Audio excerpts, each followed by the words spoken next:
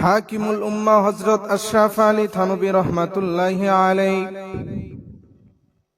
তিনি বলেন, এক ব্যক্তি বিবাহ বন্ধনে আবদ্ধ হলো।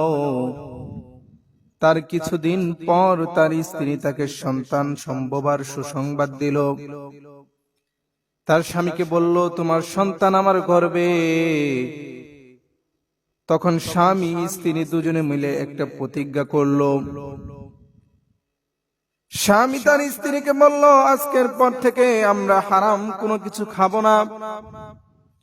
শুধু তাই নয়, সন্দেহযুক্ত কোনো খাবারও আমরা স্পর্শ করব না। তো এভাবে যখন তাদের জীবনটা চলতে শুরু করলো, কিছুদিন যাওয়ার পরে তার স্ত্রী যখন সন্তান প্রসব করলো, তখন তার একটা পুত্র সন্তান হলো। এই পুত্র সন্তানটা আস্তে আস্তে যখন বড় হতে লাগলো, যখন তার বাবার সাথে হাঁটা চলা করার মতো উপক্রম হলো,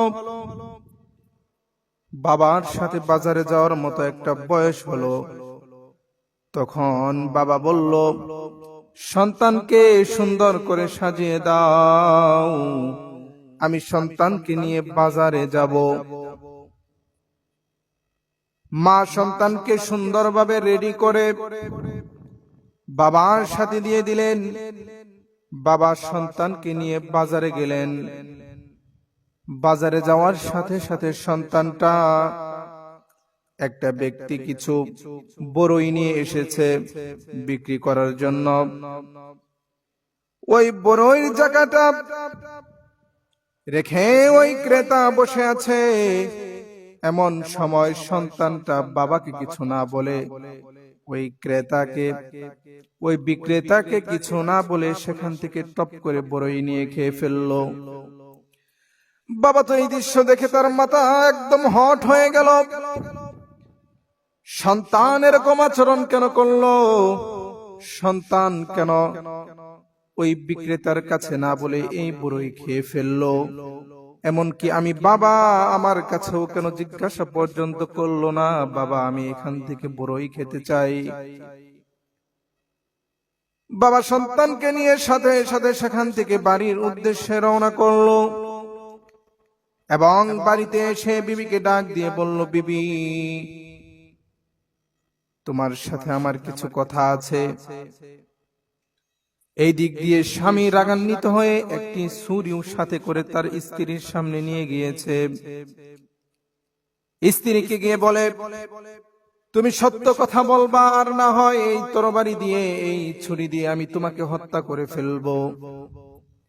স্ত্রী তো স্বামীর এই ব্যবহার দেখে সেও তো হতবাক হয়ে গিয়েছে। যে স্বামী কিছুক্ষণ আগে হাসি মুখে সন্তানকে নিয়ে বাজারে গেল, সেই স্বামীর হঠাৎ করে কি হয়ে গেল?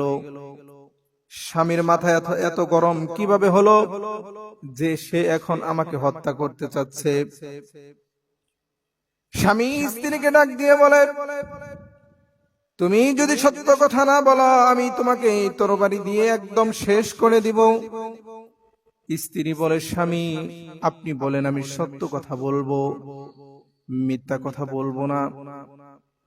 স্বামী বলে, আমার জানা মতে তো আমি সন্তানকে কোনোভাবেই কোনোদিন হারাম খাবার খাওয়াই নাই। আমি তো কোনোভাবে কোনোদিন কোনো হারাম উপার্জন তোমাকে খাওয়াই নাই।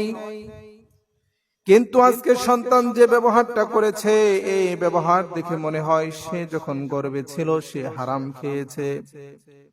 অর্থাৎ তুমি কোনো হারাম খাবার খেয়েছো, যার প্রভাব এই সন্তানের ভিতরে পড়েছে।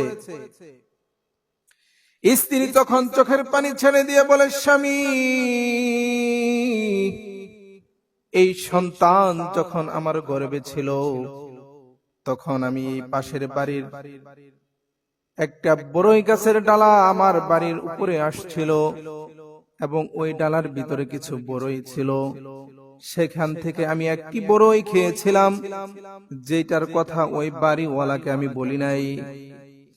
স্বামী তখন বলে, হয়তোবা ওই একটা বড়ই তুমি খেয়েছিলে। একটা বড়ই তুমি না বলে খাওয়ার কারণে ওই বড়ইয়ের ওই হারাম খাবারের প্রভাবটা আমার সন্তানের উপর পড়েছে। স্ত্রী বলে, কথাটা বুঝলাম না, বুঝিয়ে বলো।